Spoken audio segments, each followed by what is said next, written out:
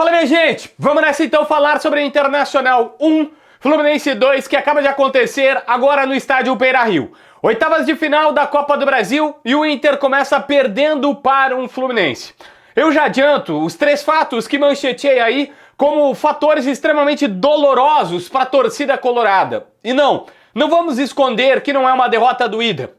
Primeiro por ser o Fluminense, time que eliminou o Inter na Libertadores, aquela fatídica que o Inter estava se enganando com o Kudê, achava que ia ser campeão e ficou lá cheio de erros e até agora não consegue digerir que errou lá e deveria corrigir seus erros, nunca corrigiu e do jeito que tá nunca vai ganhar. Mas ser o Fluminense, sim, traz um lado extremamente negativo.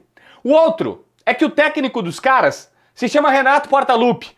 E é óbvio, eu sou o cara que mais tento trazer o seguinte, olha, vamos olhar pra frente, vamos ver as coisas além do Mampituba, não ficar só aqui na nossa aldeia. Mas eu não sou louco de desprezar a rivalidade Grenal. Ter Renato do outro lado é pior ainda para o Internacional.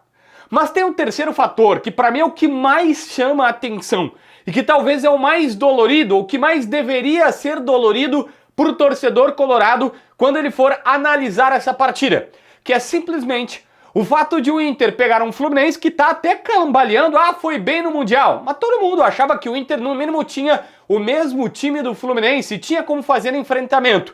E olha, isso coloca uma dúvida gigantesca no elenco. A derrota com uma chance alta de eliminação, porque o próximo jogo é na casa do Fluminense, os caras jogaram muito mais, coloca uma interrogação gigantesca pro jogo contra o Flamengo na Copa Libertadores da América. Ou seja, uma eventual queda pro Flu, que agora não é absolutamente nada impossível, nada difícil de acontecer, vamos combinar, coloca uma pressão ainda maior pro Internacional se perder pro Flamengo, acabar com a temporada.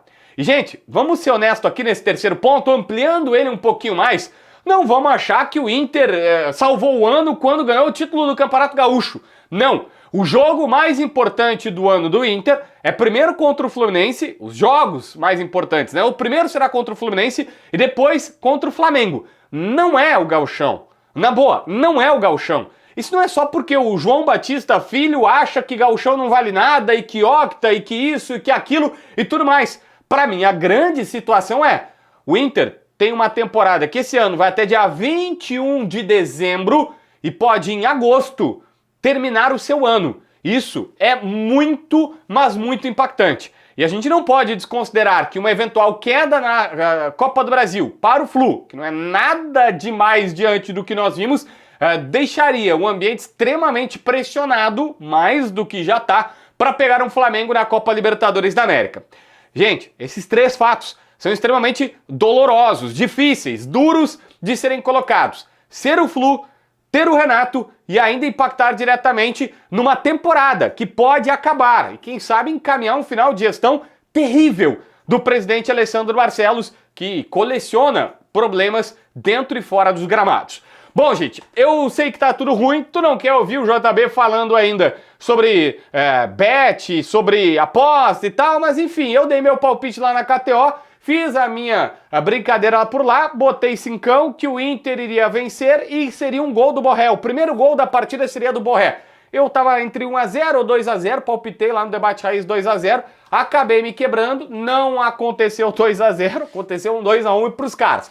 Mas faz parte da brincadeira. Se tu quiser, tiver ainda com cabeça para os próximos jogos, brincar e te divertir, porque é para isso que a KTO serve, aqui na descrição, no primeiro comentário, tu tem o link deles. Beleza?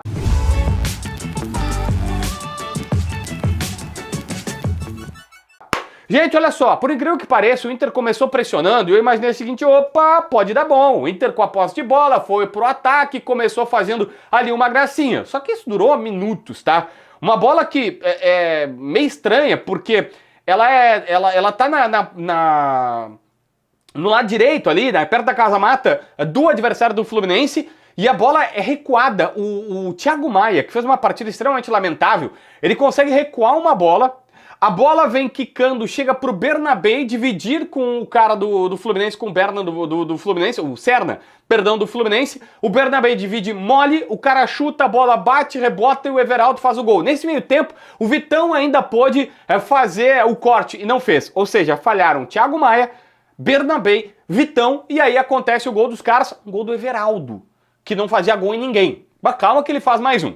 O Internacional ainda tem a posse de bola, o Renato sabendo que ele precisa ter um protagonismo no contra-ataque, em escapes rápidos, o Inter ainda consegue uma jogada. Mas detalhe, Alan Patrick extremamente marcado, quem tem que brilhar é Vitão, e aí tá bom. Não pode ser só a jogada de zagueiro, mas às vezes é bom ter zagueiro construtor. Vitão que toca pro Wesley, cruza, o Borré tá impedido, mas o Carboneiro não, o Carboneiro vai lá e faz 1-1 pro Inter. Ali se imagina, o torcedor vai vir junto, as coisas vão acalmar, o Inter vai pelo menos virar o jogo. Pois é, só que se insistiram, os problemas insistiram, porque aí vem a estrela do Renato. O Renato vem, e a competência do Renato, diga-se de passagem, o jogo inteiro apostando na... O Renato tem internet em casa, ele recebe informações, e ele sabe que futebol é tático, futebol é técnico, mas futebol é mental. Ele coloca os caras para jogar extremamente o tempo inteiro no Bernabéu. E o Bernabéu, de novo, perde pro Serna, perde na força física. O Serna, que há pouco tempo, tá? O empresário estava dizendo que ele queria mais minutos, que ele tinha jogado bem no Mundial, o Renato não dava mais minutos, estava pedindo, inclusive, oferecendo ele para outros times, ofereceu a volta pro Alianza Lima, e aí foi o cara lá, consegue uma jogada em cima do Bernabéu, cruza, o Everaldo faz o 2-1. E ali, velho, acabam as chances do Fluminense, que tem no final do jogo uma chance de fazer um terceiro gol, mas a real é a seguinte, para te resumir toda a história, esse foi o retrato dos gols, um Renato que soube explorar a situação do Bernabéu, mas basicamente o Inter a partir dali não teve mais perigo. Não tem nenhuma grande jogada do Inter maravilhosa, uma bola que o Agui cruzou e passou por todo mundo, a outra que o Bernabéu chutou de biquinho e que vai no Tabata, enfim, mas cara, nada absurdo. O Inter não teve assim o Fábio fazendo grandes defesas. E aqui a gente vem para algumas questões de, peraí, não foi um castigo? Não foi uma derrota imerecida. Não foi. Bem feito. O Inter mereceu tudo o que aconteceu. O Fluminense jogou como se estivesse no Mundial de Clubes, jogando aquele nível de futebol. E o Internacional, eles muito superiores, então eu quero dizer isso, o Internacional jogando o que vem jogando desde então. Porque o Inter é uma repetição de erros. Se a gente for olhar, alguém ficou surpreso que, por exemplo, o Thiago Maia falhou nos gols? O Thiago Maia falha na saída de bola dos 2 gols. Alguém ficou surpreso que o Bruno Henrique foi um cara burocrático, cumpridor de função? A única diferença dessa vez é que o Thiago Maia teve mais protagonismo nos lances defeituosos, mas não necessariamente é que o Thiago Maia foi um cara que não tá jogando no mesmo nível que jogou outrora, logo quando chegou aqui no Internacional. Alguém ficou surpreso que o Renato, que obviamente aproveitou a questão pessoal e toda a energia que estava em cima desse jogador e a pauta negativa, obviamente entrou em campo, mas alguém ficou surpreso que o Bernabéu, quando tá no mano a mano, quando tem que marcar, ele tem enormes dificuldades? Ninguém, né? Tanto que na metade do primeiro tempo eu disse, será que o Roger não vai pegar e dizer o seguinte, olha, ou eu tiro o Bernabéu e boto um marcador, não tem outro lateral bom para isso, então fica com ele, mas então faz o seguinte, bota alguém do lado dele, ou sobe o Bernabéu e deixa alguém ali cobrindo o setor, faz alguma coisa, só que o Roger não fez. E aqui a gente precisa colocar que, velho, nitidamente, com o Roger, volante não cobra lateral, tá? São os pontas que voltam para marcar. E aí era o Carboneiro para voltar com ele, né? O Wesley jogava do outro lado, mas claramente não deu certo. O Wesley nem sei se ele foi bem defensivamente porque ele não foi exigido. O Renato usou tudo na do Carboneiro e o Roger ficou assistindo, não dobrava a marcação para pelo menos ter alguém por ali. E aí automaticamente do Bernabéu, diga-se de passagem, ele sozinho com a má fase ou pelo menos com a cabeça fora do lugar. Eu falei sobre o Wesley e aqui vem mais um show de obviedades do Inter. Que os 2 volantes estão inoperantes, que o lateral esquerdo não marca, que todo mundo sabia que por questões estratégicas o Renato jogaria ali em cima e ninguém fez nada, e o Wesley sendo o jogador de pouco brilho que está sendo na temporada. Alguém lembra de grandes jogos desse ano? Finalmente o Roger na coletiva passada admitiu, olha, o Wesley não está jogando o mesmo nível de futebol do ano passado, mas ele ainda é útil. Tá bom, mas útil não passa de fase na Copa do Brasil, na Copa Libertadores da América. É improvável que o cara só sendo útil, ajudando o time, chutando mais a gol e não fazendo tantos gols ou tantas jogadas de gol, embora dessa vez ele participa dando um cruzamento, mas pelo amor de Deus, eu não posso deixar a régua pro Wesley tão baixa assim. E obviamente é o show de obviedades do Inter. Bom, nós temos, então, só relembrando, tá?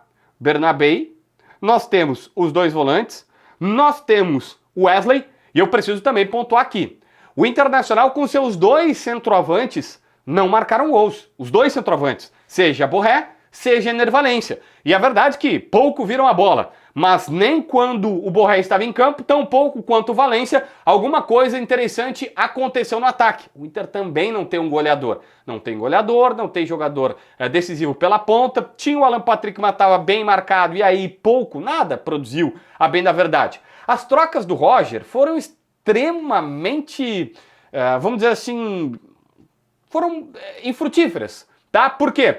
O Roger tenta fazer, tira um volante, bota o Vitinho, abre um jogador, mas vamos lá, ele tira um volante, traz o Alan Patrick para a segunda função do meio campo, joga o Carboneiro por dentro e aí mete o Vitinho aberto pela direita, o Wesley vai lá para a esquerda. Pois é, aconteceu alguma coisa com o Vitinho? Não. O Alan Patrick começou a articular maravilhosamente o jogo e fazer para trocar passe. Nessa altura o Fluminense já está completamente retrancado, mas não melhorou. Depois o Roger tira o Carboneiro e bota o Tabata mais à frente, como quer o Tabata, jogando de meia centralizado. Também não ajudou. Tirou o Borré, botou o Valência. Não fez gol. O Gustavo Prado entrou na vaga do Wesley. Apagado o Wesley, apagado o Gustavo Prado. Gente, nenhuma troca do Roger surtiu algum tipo de diferença no jogo do Internacional. Nem time, nem banco, nem estratégia funcionaram para o treinador do Inter. Então, velho, o que eu posso te dizer é, são 3 golpes que a torcida toma, mas alguém tá surpreso? Alguém tá assim dizendo, meu Deus do céu, cara, nunca imaginei que essas coisas que o JB falou poderiam ou deveriam acontecer? Não, a gente tá vendo desde sempre no Inter, desde sempre. Mas tem gente querendo se enganar que ganhar o Gauchão foi suficiente. Inscreve no canal, assina a notificação, deixa teu like, comenta aqui embaixo para ver mais vídeos.